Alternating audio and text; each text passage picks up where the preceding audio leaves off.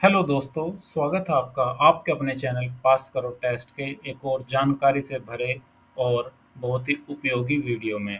आज के इस वीडियो में हम कर रहे हैं हिंदी का मॉक टेस्ट नंबर 11 और हर बार की तरह सारे के सारे क्वेश्चंस ऐसे हैं जो पहले कॉम्पिटिटिव एग्ज़ाम्स में आ चुके हैं।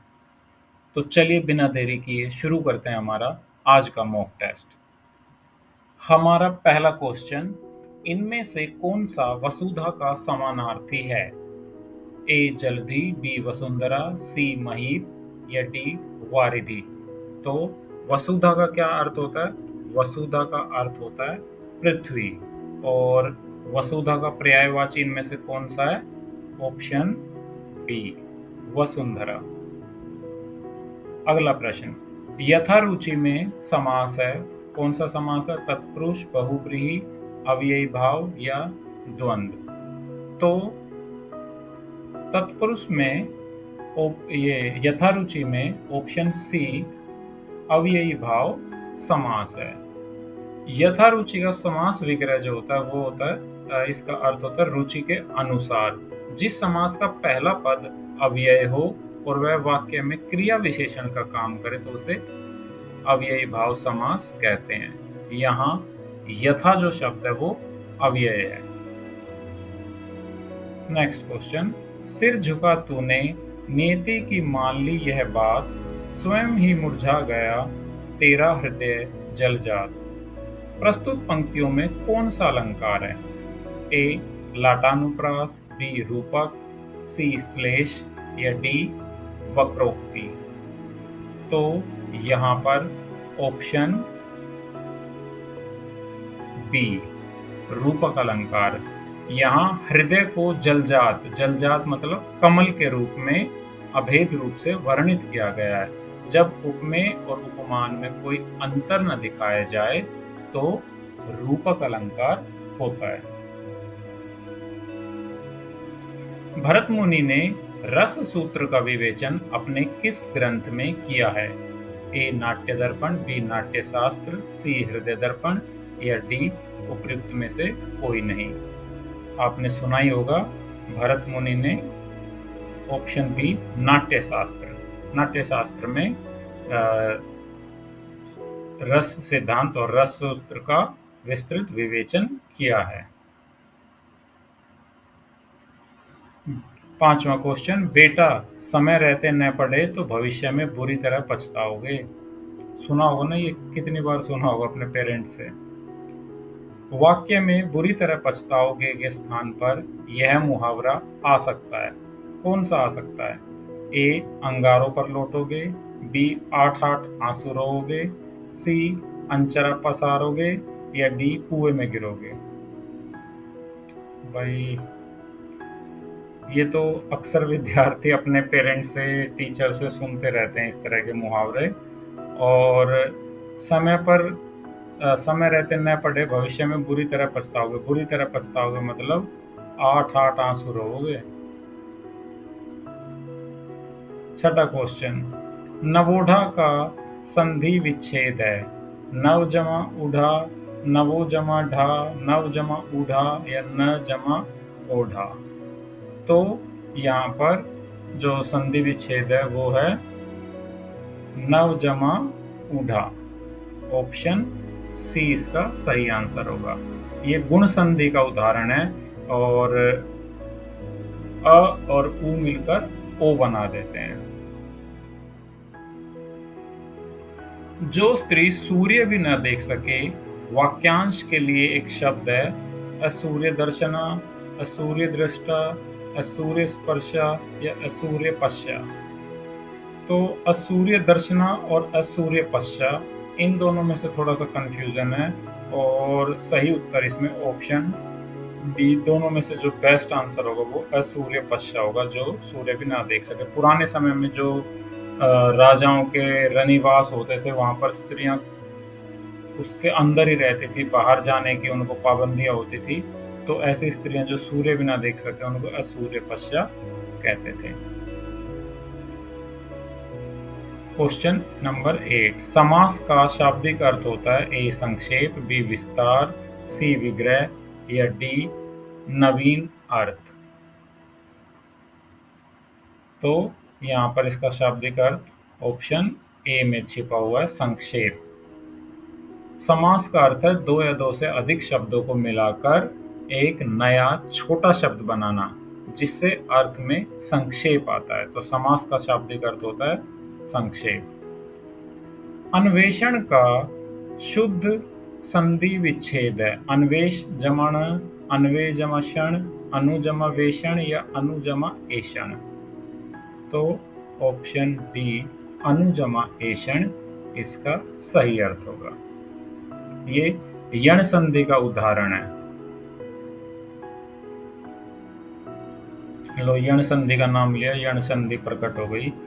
यण संधि का संबंध किस संधि विशेष से है? ए व्यंजन संधि, बी विसर्ग संधि, सी स्वर संधि, डी दीर्घ संधि। तो यण संधि किस प्रकार की संधि होती है? ऑप्शन सी स्वर संधि। यण संधि स्वर संधि के अंतर्गत आने वाली एक संधि का प्रकार है। स्वर संधि में दो स्वरों के मिलने से परिवर्तन होता है। और अगर आपने आपके अपने चैनल पास करो टेस्ट पर संधि से संबंधित वीडियो नहीं देखा है तो उसको देख लीजिए, उसका लिंक मैं यहाँ पर डाल दूंगा। क्वेश्चन नंबर 11, पायो जी मैंने राम रतन धन पायो प्रस्तुत पंक्तियों में कौन सा अलंकार है? लाटानुप्रास, रूपक, श्लेष, वक्रोक्ति। तो एक बार फिर से कौन सा वाला जो अभी हमने ऊपर भी क्वेश्चन में देखा था कि यहाँ पर ऑप्शन बी रूपक अलंकार होगा। इस पंक्ति में राम रूपी रतन धन कहा गया है। राम रतन धन, राम उपमेय और रतन धन उपमान में अभेद आरोप किया गया है, इसलिए रूपक अलंकार है। यह शब्द रस का अनेकार्थी शब्द नहीं है। ए रूप, स्वाद, पानी, पारा। तो भाई इनमें से स्वाद और पानी का तो रस से मिलता ही है। रूप को भी कई बार रस और इनको एक दूसरे के विकल्प के रूप में प्रयोग कर लिया जाता है। लेकिन पारा जो होता है ना, पारा धातु होती है, लिक्विड होती है, लेकिन पारा रस के उसमें नहीं सुना है। तो पारा यानी मरकरी, ये इसका अनेकार्थी शब्द नहीं होगा। खुदा गंजे को नाखून न दे, लोकोक्ति का अभिप्राय है। छोटे आदमी का प्रेम अस्थिर होता है। लज्जित होकर दूसरे पर क्रोध न निकालें। एक दोष पहले से था, दूसरा और आ गया। यह अत्याचारी को शक्ति नहीं मिलनी चाहिए। इसका सही उत्तर है अत्याचारी को शक्ति नहीं मिलनी चाहिए। यदि किसी बुरे अत्याचारी व्यक्ति को शक्ति या साधन मिल जाए तो वह और भी बुराई कर सकता है। निम्नलिखित शब्दों में एक वर का अनेकार्थी नहीं है। श्रेष्ठ, वरदान, पति, सुवर्ण। कौन सा होगा वर का जो अनेकार्थी नहीं है, वर का पर्यायवाची नहीं है? ऑप्शन डी सुवर्ण। वर शब्द के अनेक अर्थ होते हैं, जैसे श्रेष्ठ, दूल्हा, वरदान, चुनना आदि, लेकिन सुवर्ण का अर्थ होता है सोना। तो ये जो है ये वर का पर्यायवाची, वर का अनेकार्थी नहीं है। क्वेश्चन नंबर 15, शशि मुख पर घूंघट डाले, अंचल में दीप छिपाए, प्रस्तुत पंक्तियों में कौन सा अलंकार है? लाटानुप्रास, रूपक, श्लेष या वक्रोक्ति। तो आपकी सही प्रैक्टिस हो रही है। अब यहाँ पर फिर से देखिए, शशि मुख, शशि मतलब चांद और मुख मतलब चेहरा। तो मुख को शशि के रूप में वर्णित किया गया, उपमेय हो गया मुख और उपमान हो गया शशि। तो फिर से यहाँ पर कौन सा अलंकार हो गया? ऑप्शन बी रूपक अलंकार। अब रूपक अलंकार आपको पता चल गया होगा ना कौन सा होता है, जहां पर उपमेय और उपमान में अभेद होने के कारण ये अलंकार होता है। निम्नलिखित शब्दों में एक अनेकार्थी है। शेर, गोली, कुत्ता, हिमालय। ये क्वेश्चन क्या है? इसमें कुछ समझ में नहीं आया।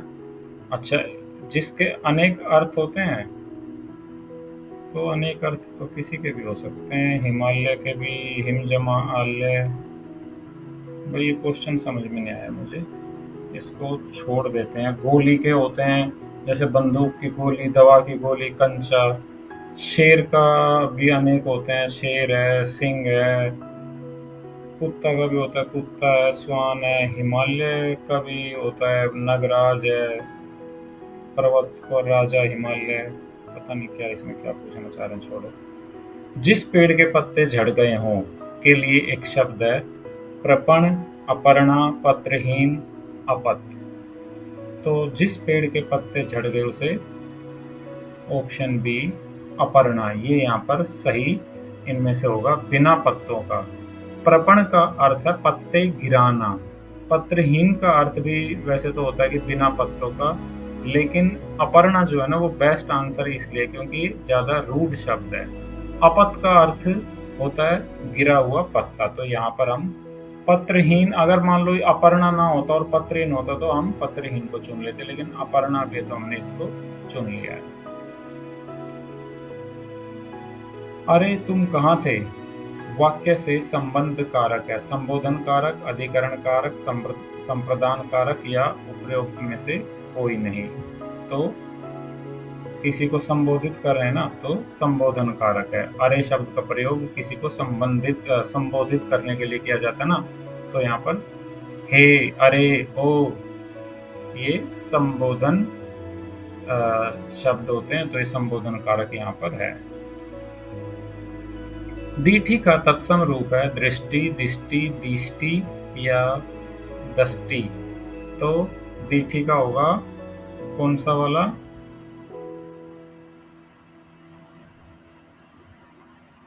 ये तो सारे एक जैसे, दृष्टि, दिष्टि। अच्छा ये दृष्टि, लेकिन इसकी स्पेलिंग गलत लग रही है। हाँ, ये वाला जो है ना, ऑप्शन डी दृष्टि, ये इसका सही आंसर होगा। दीठी एक तद्भव शब्द है जिसका तत्सम संस्कृत से ज्यों का त्यों ये दृष्टि, ये वाला लिया गया है। 20वां, कौन सा शब्द तत्सम है? तत्सम और तद्भव शब्द का भी वीडियो आपके अपने चैनल पास करो टेस्ट पर आ चुका है, नहीं देखा तो देख लीजिए। अब कौन से तत्सम इनमें से? शुश्रूषा, आई होप कि मेरा प्रोनाउंसिएशन ठीक है।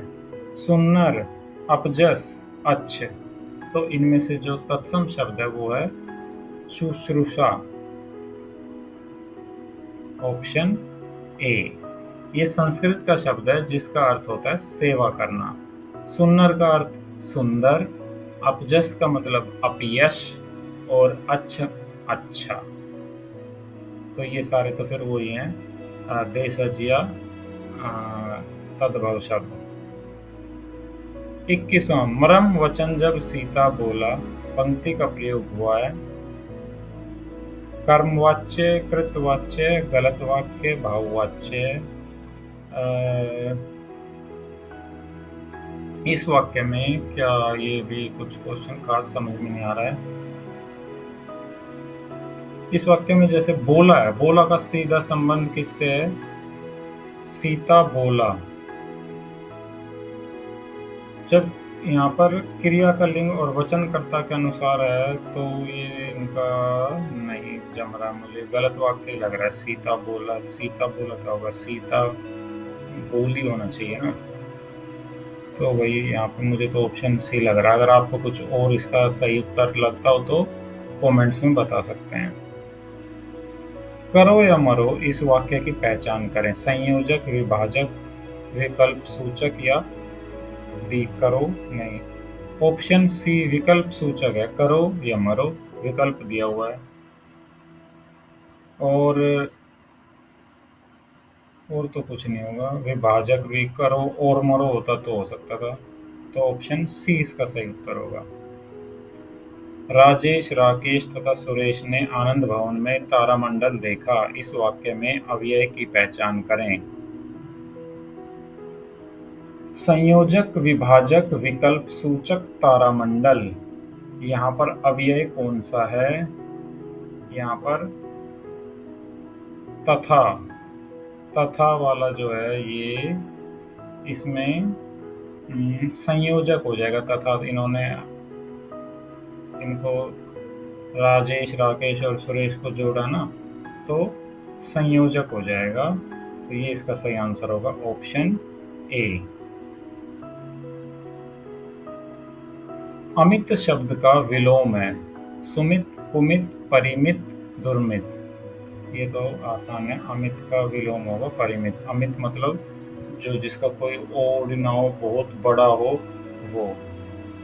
तो परिमित होता है जो परिसीमित हो। 25वां, लड़का अब अपने पांव चलता है, वाक्य से संबंध कारक है, संप्रदान कारक, कर्ता कारक, संबोधन कारक या डी करण कारक। तो यहाँ पर कर्ता कारक होगा ना। इस वाक्य में जो लड़का है, क्रिया जो चलता है को करने वाला है, तो जो क्रिया को करता है कर्ता कारक होगा। और इसका विभक्ति चिन्ह ने है, हालांकि यहाँ पर ने तो है नहीं। अपने, इसका मुझे तो लग रहा है ऑप्शन बी कर्ता कारक ही बेस्ट उत्तर होगा। निम्नलिखित में कौन सी सकर्मक क्रिया है? दौड़ना, रूठना, मुस्कुराना या पीना? ऑप्शन डी पीना सकर्मक क्रिया है। सकर्मक क्रिया कौन सी होती है? जिसके साथ कर्म की आवश्यकता होती है। दौड़ना, उठना और मुस्कुराना अकर्मक क्रियाएं, इनके साथ कर्म की आवश्यकता नहीं होती, लेकिन पीना क्रिया के साथ कर्म हो सकता है, जैसे वह पानी पीता है। मुस्कुराना में क्या कहेंगे? वह एक मुस्कुराता है बस। वह रूठ गया है, वह दौड़ता है। लेकिन वह पीना है, जैसे वह पीता है तो उसके साथ तो पानी आ सकता है, दूध आ सकता है, कुछ और भी आ सकता है। तो ये वाली सकर्मक क्रिया होगी। 27वां क्वेश्चन, वह थोड़ा बीमार है, इस वाक्य में थोड़ा कौन सा क्रिया विशेषण है? परिमाणवाचक, कालवाचक, स्थानवाचक या रीतिवाचक? तो थोड़ा, ज्यादा, ये क्या होंगे? परिमाणवाचक, यानी क्वांटिटी बता रहे हैं ना, तो परिमाणवाचक होंगे। सोना के लिए पर्यायवाची शब्द नहीं है। हाटक, हेम, जातरूप, पुरोज। तो ये तीनों तो सोना के लिए पर्यायवाची होंगे, लेकिन उरोज का अर्थ होता है वक्ष या सीना, तो ये इसका पर्यायवाची नहीं होगा। उन्मूलन शब्द का विलोम है। उन्मूलन का क्या अर्थ होता है? आपने को मुहावरा या नारा सुना होगा ना, गरीबी उन्मूलन या पोलियो उन्मूलन प्रोग्राम। पोलियो उन्मूलन मतलब पोलियो को जड़ से उखाड़ फेंकना, उसको खत्म कर देना। तो उन्मूलन का मतलब होता है उखाड़ फेंकना। और इसका विलोम क्या होगा? रोपण। जैसे पौधे का रोपण किया, यानी कि उसको बोया गया। और उन्मूलन यानी कि उसको उखाड़ फेंका गया। पोलियो उन्मूलन प्रोग्राम से इसको याद रख लेना कि उन्मूलन का अर्थ होता है जड़ से उखाड़ कर फेंक देना। निम्नलिखित में से कौन अविकारी होता है? अव्यय, संज्ञा, विशेषण या सर्वनाम? अव्यय का क्या अर्थ होता है? अविकारी का क्या अर्थ होता है? कि जो शब्द जिनमें लिंग, वचन, कारक आदि के कारण कोई परिवर्तन नहीं होता, जैसे होता, होती, जाता, जाति, जाते। इनमें संज्ञा के या सर्वनाम के वजह से असर हो जाता है, लेकिन अव्यय ऐसे शब्द होते हैं जिनमें कोई इस तरह का अंतर नहीं होता है, जैसे है, होता है, नहीं उसमें तो हो जाएगा होता है, होते हैं। लेकिन अविकारी शब्द होते हैं ये, ऑप्शन ए अव्यय। तालाब के लिए पर्यायवाची है सरसी, तुणीर, दिवस, त्रिदश। ऑप्शन ए सरसी तालाब के लिए पर्यायवाची होगा। तो आज बोनस में 30 के बजाय 31 क्वेश्चन हो गए, और क्वेश्चन सच में चैलेंजिंग थे। 2-4 क्वेश्चनों में मैं भी कंफ्यूज लगा। अगर आपको उनके सही उत्तर पता है तो आप मुझे कमेंट बॉक्स में ज़रूर बता दीजिए। तो दोस्तों, ये था हमारा आज का हिंदी का मॉक टेस्ट।